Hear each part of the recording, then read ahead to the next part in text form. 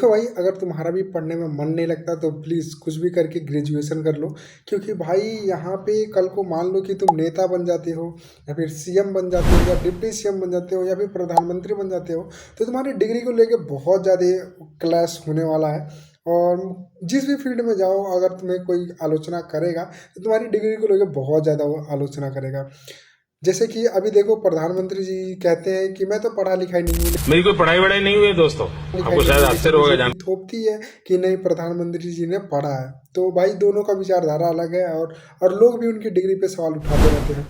वैसे ही तेजस्वी यादव को 10वीं फेल का स्लोगन दिया जाता है कि तेजस्वी यादव है वो 10वीं फेल है, 10वीं आप तक 9वीं पास, फेल क्यों कहते हैं? 10वीं तक पास नहीं कर पाए। और अब सम्राट चौधरी पे भी आ गया है कि उन्होंने अपनी 12वीं कहाँ से पास की।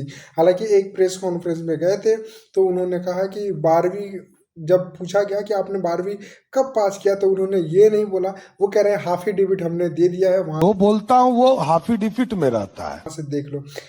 ये हाफी डिबिट मुझे भी नहीं समझ में आ रहा था, तो ये एफिडेविट को ही हाफी डिबिट कह रहे थे।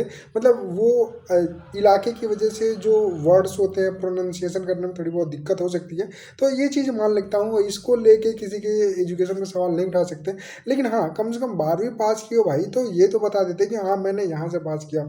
तो इसलिए मैं कह रहा हूँ भाई, अगर तुम कल को ऐसा कुछ कर लेते हो या फिर कोई उपलब्धि पा लेते हो तो तुम्हारी डिग्री को लेकर मजाक न उड़े। तो इस वजह से तुम ग्रेजुएशन वगैरह कर लो, या फिर जितना पढ़ना भाई प्लीज़ बता देना कि मैंने कितना पढ़ा है कब पढ़ा है, क्योंकि इसके चक्कर में बहुत ज़्यादा बवाल है। अब लोग कह रहे हैं कि बिहार का जो डिप्टी सीएम है वो अनपढ़ है।